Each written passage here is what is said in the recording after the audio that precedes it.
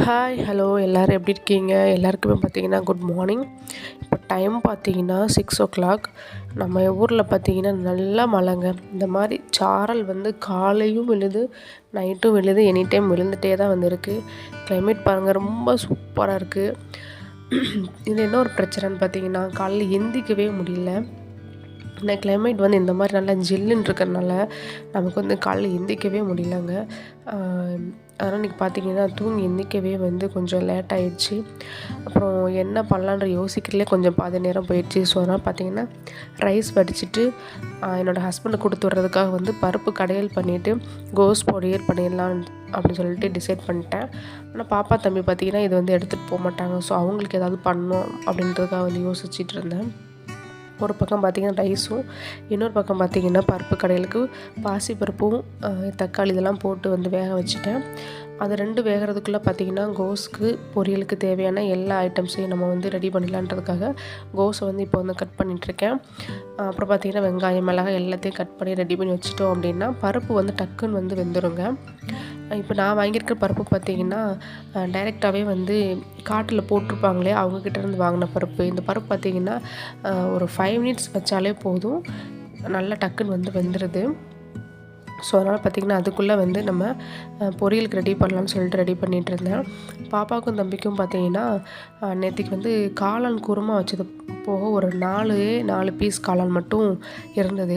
So அது கூட வந்து எக்கு ஆட் பண்ணி ஏதாவது ஒரு வெரைட்டி ரைஸ் மாதிரி பண்ணி கொடுத்துடலாம் அப்படின்னு சொல்லி டிசைட் பண்ணியிருக்கேன். ஏன்னா பாப்பாவுக்கு வந்து எக் ரைஸ் வந்து ரொம்ப பிடிக்கும். அவள் வந்து அடிக்கடி கேட்டே இருப்பாள். ஸோ அதே மெத்தடில் வந்து காளான் மட்டும் கொஞ்சம் ஆட் பண்ணி நம்ம வந்து பண்ணிக்கலாம் அப்படின்றனால அதை வந்து கொஞ்சம் சூடாக லாஸ்ட்டாக வந்து பண்ணிக்கலாம் அப்படின்றதுக்காக. ஏன்னா என்னோடய ஹஸ்பண்ட் தான் பார்த்திங்கன்னா ஃபஸ்ட்டு வந்து கிளம்புவாங்க. அவங்க வந்து 7:30க்கெலாம் வந்து கிளம்பிடுவாங்க. பாப்பாவுக்கும் தம்பிக்கும் பார்த்திங்கன்னா ஒரு 8:30 போல் தான் வந்து ஆட்டோவே வந்து வரும். அதனால் ஸோ பார்த்திங்கன்னா ஃபஸ்ட்டு வந்து அவங்களுக்கு என்ன கொடுத்து விடணுமோ அதை வந்து நான் வந்து ரெடி பண்ணிகிட்ருக்கேன். இங்கே கிளைமேட் வந்து பார்த்திங்கன்னா எப்போவுமே வந்து மழை விழுந்துகிட்டே இருக்கனால வந்து கொஞ்சம் ஒத்துக்கலை. ஒரு மாதிரி பார்த்திங்கன்னா 2 days ஒரு மாதிரி ஃபீவரிஸாக இருந்தது.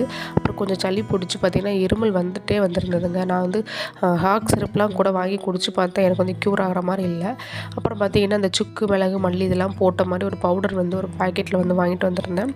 ஸோ அதை வந்து பார்த்திங்கன்னா நீங்கள் தேனில் வந்து கலந்து சாப்பிடலாம், அப்படி இல்லைன்னா ஹாட் வாட்டரில் வந்து மிக்ஸ் பண்ணி சாப்பிட்டுக்கலாம் அப்படின்றத போட்டிருந்தாங்க. நான் வந்து இன்றைக்கி வந்து பார்த்திங்கன்னா கொஞ்சம் தொண்டை கரகரன்றதுனால ஹாட் வாட்டர்லேயே வந்து மிக்ஸ் பண்ணி குடிச்சிடலாம் அப்படின்றதுக்காக தான் ஒரு 1.5 ஸ்பூன் அளவுக்கு வந்து அந்த பவுடர் ஆட் பண்ணி கொஞ்சம் தண்ணி மட்டும் சேர்த்துருக்கேன். வேணும்னா தேனும் சேர்த்துக்கலாம். நான் வந்து வேணாம் அப்படின்றனால, ஏன்னா கொஞ்சம் இது வந்து காரமாக இருக்கும். இதில் வந்து மிளகு, திப்பிலி இந்த மாதிரி ஐட்டம்ஸ்லாம் ஆட் பண்ணியிருக்காங்க. ஸோ பார்த்திங்கன்னா கொஞ்சம் காரமாக தான் வந்து இருக்குது. இது குடித்ததுக்கப்புறம் பார்த்திங்கன்னா நம்ம வந்து வெறுமனே தண்ணியோ இல்லை ஸ்வீட்டோ எதுவுமே சாப்பிடாமல் இருந்தோம் அப்படின்னா அதோட காரத்தன்மை வந்து தொண்டையில் இருக்கும்போது கொஞ்சம் தொண்டை வந்து இதமாக இருக்கிற மாதிரி வந்து இருக்கும். ஆல்ரெடி பார்த்திங்கன்னா நைட்டே வந்து ஓரளவுக்கு நான் வந்து கிச்சனை வந்து க்ளீன் பண்ணி முடித்ததுனால எனக்கு வந்து காலையில் கொஞ்சம் வேலை பார்க்குறது கொஞ்சம் ஈஸியாக வந்து இருந்தது, மெர்சியாக இல்லாமல். ஏன்னா அதாவது அந்த இடத்துல இருக்கும்போது கொஞ்சம் காலையில் வந்து கொஞ்சம் வேலை பார்க்குறதுக்கு ஈஸியாக இருந்த மாதிரி இருந்தது. அதுவும் பார்த்திங்கன்னா சாட்டர்டே சண்டே வேறு குழந்தைங்களுக்கு வந்து ஸ்கூல் வந்து லீவு. இந்த வீடியோ பார்த்திங்கன்னா ஒரு மண்டே போல் எடுத்த வீடியோ. ஸோ அதனால் பார்த்திங்கன்னா மண்டேனால எனக்கு கொஞ்சம் ரொம்ப லேசியாக தான் வந்து இருக்கும். ஏன்னா அவங்களுக்கு லீவுன்றப்போ நானும் அவங்க கூடயே தூங்கி அவங்க கூட எழும்புறனால இந்த ஸ்கூல் டேஸில் வந்து டக்குன்னு நம்ம கொஞ்சம் சீக்கிரமாக எழுந்திக்கிற மாதிரி இருக்கும். நான் மேக்ஸிமம் பார்த்திங்கன்னா 5 o'clock எழுந்திரிச்சிருவேங்க. அப்படி எழுந்திரிச்சா மட்டும்தான் என்னோடய ஹஸ்பண்டுக்கு வந்து கரெக்டாக வந்து ஏதாவது வந்து கொஞ்சம் பண்ணி கொடுக்க முடியும். ஆனால் இன்றைக்கி வந்து பார்த்திங்கன்னா இந்த கிளைமேட்டுக்கு எந்திக்கவே தோணலை. அதுவும் கொஞ்சம் ஒரு மாதிரி ஃபீவரிஸாக இருந்ததுனால எழும்பவே தோணலை. பட் ஆனால் என்ன பண்ண முடியும், நம்ம எந்திரிச்சா தான் வேலை வந்து நடக்கும். நம்ம ஹெல்ப் பண்ணுறதுக்கு யாரும் கிடையாது. ஸோ அதனால் பார்த்திங்கன்னா குழந்தைங்களுக்கும் ஸ்கூல் வந்து லீவ் போட முடியாது. ஏன்னா அவங்களுக்கு ஆல்ரெடி ஸ்கூல் வந்து 2 days வந்து லீவ் விட்டாச்சு. ஸோ நமக்கு முடியலன்றதுக்கு அவங்களுக்கு வந்து ஸ்கூல் வந்து லீவ் போட விடக்கூடாதுன்றதுனால பார்த்திங்கன்னா காலைல எழுந்திரிச்சு கொஞ்சம் அப்படியே வந்து நானும் வந்து எல்லா ஒர்க்கும் பார்க்க ஆரம்பிச்சிட்டாங்க. இப்போ பால் வந்து கீழேருந்து வாங்கிட்டு வந்திருந்தேன். ஸோ அதை வந்து ஹீட் பண்ணிடலான்னு. ஏன்னா கொஞ்சம் சில்லுன்றதுனால குழந்தைங்க எழுந்திரிச்சோடனே பார்த்திங்கன்னா இப்போ வந்து டீயோ காஃபியோ வேணும்னு கேட்குறாங்க. நான் வந்து மேக்ஸிமம் காலையில் ஸ்கூல் போகிற டைமில் வந்து பார்த்திங்கன்னா டீ, காஃபி எதுவுமே கொடுக்க மாட்டேன். டேரெக்டாக பார்த்திங்கன்னா சாப்பாடு மட்டும் ஊட்டி விட்டுட்டு அப்படியே வந்து அனுப்பிடுவேன். ஆனால் இந்த கிளைமேட்டில் பார்த்திங்கன்னா அவங்களும் பாவம் தானே, ஏதாவது கொஞ்சம் சூடாக குடிக்கணும்னு நினைக்கிறாங்க. அதனால் பார்த்திங்கன்னா அவங்களுக்கு பால் வந்து காய்ச்சி வச்சுட்டு கடையல் வந்து ரெடி ஆகிடுச்சு, பருப்பு கடையல். அதை வந்து தாளித்து விட்டுக்கலாம்னு சொல்லிட்டு தாளிச்சிட்ருக்கேங்க. அப்படியே கையோடு பார்த்திங்கன்னா கோஸ் பொரியலுக்கு வந்து கோஸ் வந்து வேக வச்சலான்றனால ஒரு பாத்திரத்தில் தண்ணி, உப்பு, பாசிப்பருப்பு போட்டு நான் வந்து வேக வைக்க போகிறேன். ஏன்னா பருப்பு போட்டு பண்ணும்போது கோஸ் பொரியல் வந்து நல்லா டேஸ்டியாக வந்து இருக்கும். இந்த கோஸ் பொரியல் பார்த்திங்கன்னா எனக்கும் என்னோடய ஹஸ்பண்டுக்கு மட்டும்தான்றனால பார்த்திங்கன்னா ஒரு பாதி கோஸ் தான் வந்து யூஸ் பண்ணியிருக்கேன்.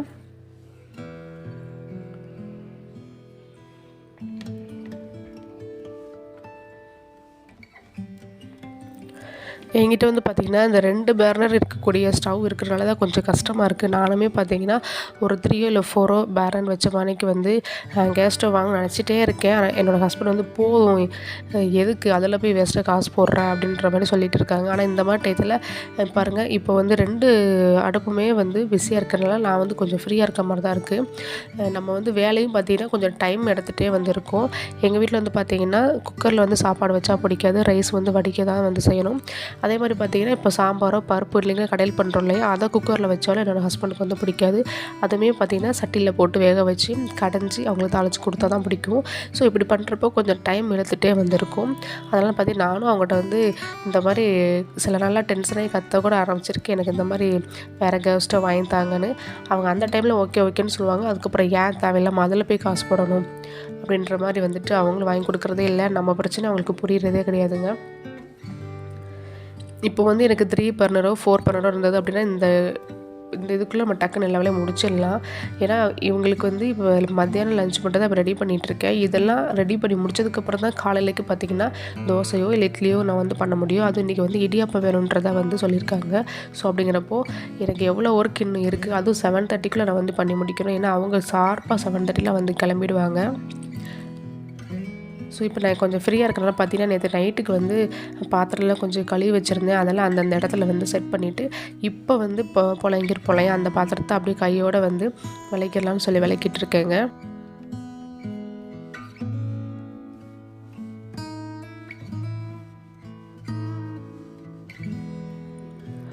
கோஸ் வந்து இன்னொரு கால்வாசி மட்டும் வெந்துட்டால் வந்து போதும், ரெடி ஆகிடும். பக்கத்தில் போய் ரைஸ் வந்து ரெடி ஆகிடுச்சு. இப்போ வந்து பாப்பா தம்பிக்கு கொண்டு போகிறதுக்காக காளான் வந்து ஒரு 4 பீஸ் மட்டும் தான் வந்து இருந்தது.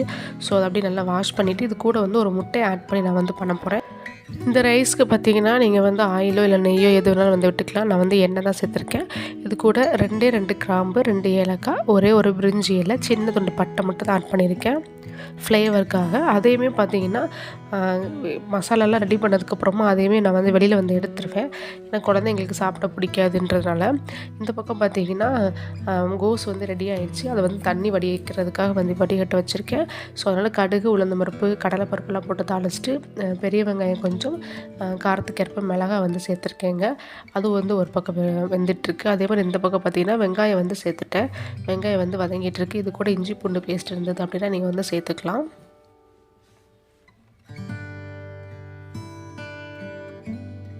உங்களுக்கு வெங்காயமே கொஞ்சம் வதங்கிடுச்சு. இது கூட ஒரு தக்காளியை கொஞ்சம் நல்லா குட்டி குட்டியாக சாப் பண்ணி வச்சுருக்கேன், அதையும் சேர்த்துக்கலாம். இந்த பக்கம் பார்த்திங்கன்னா வெங்காயம் மிளகாலாம் கொஞ்சம் நல்லா வதங்கிடுச்சு. கூட கொஞ்சம் கருவேப்பிலை சேர்த்துட்டு நம்ம வந்து வேக வச்சுருக்கிற கோஸை வந்து அப்படியே வந்து சேர்த்துக்க போகிறோம். இது கூட வந்து பார்த்திங்கன்னா கொஞ்சமாக வந்து உப்பும் வந்து சேர்த்துக்கலாம். தக்காளி வந்து வதங்குறதுக்காக பார்த்திங்கன்னா கொஞ்சம் மஞ்சள் தூளும் உப்பு வந்து சேர்த்துருக்கேங்க. சேர்த்துட்டு நீங்கள் ஒரு மூடி போட்டு மூடி வச்சிட்டிங்கன்னா தக்காளி வந்து கொஞ்சம் நல்லா வந்து வதங்கி வந்துடும். தக்காளி வெங்காயம் வதங்கினதுக்கப்புறம் பார்த்திங்கன்னா மஷ்ரூம் வந்து நல்லா குட்டி குட்டியாக வந்து கட் பண்ணி வச்சுருக்கேன். ஸோ அதை வந்து நான் சேர்த்துக்கலாம். இந்த பக்கம் பார்த்திங்கன்னா கோஸ் பொரியல் வந்து ரெடி. ஃபைனலாக வந்து பார்த்திங்கன்னா தேங்காய் மட்டும் துருவிட்டும் போட்டோம் அப்படின்னா கோஸ் பொரியல் வந்து ரெடி ஆகிடுச்சு. என்னோடய ஹஸ்பண்டுக்கு வந்து டிஃபன் பாக்ஸ் வந்து பேக் பண்ணிடலாம். அந்த பக்கம் காளான் வந்து கொஞ்சம் நல்லா வெந்ததுக்கப்புறம் லைட்டாக தண்ணி சேர்த்து கொஞ்சம் வேக வச்சுருந்தேன். அதே மாதிரி ஒரு முட்டை மட்டும் ஆட் பண்ணி நல்லா கலந்துட்டு அதுக்கப்புறம் மேலே வந்து வேக வச்ச ரைஸ் போட்டு நல்லா கலந்துட்டோம் அப்படின்னா கொஞ்சம் கொத்தமல்லி தழை இதெல்லாம் வேணால் ஆட் பண்ணிக்கலாம். குழந்தைங்க அதெல்லாம் எடுத்து வச்சுருவாங்கன்றதுனால நான் வந்து ஆட் பண்ணல. அப்படியே கையோடு பார்த்திங்கன்னா அவங்க டிஃபன் பாக்ஸுமே வந்து நான் பேக் பண்ணிட்டாங்க.